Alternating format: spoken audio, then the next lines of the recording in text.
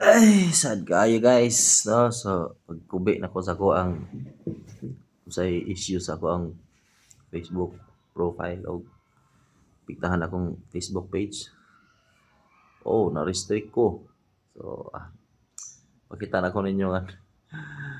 I don't know kung sa'yo reason. No, so, ang kuan ni Meta, restrictions. So, I don't know kung pila ka days, pila ka hours. So karon upload. So, nga, paita.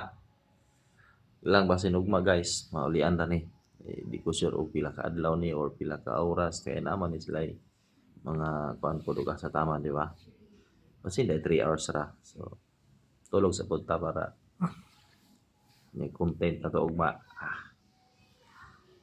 Maka-practice daghan ba.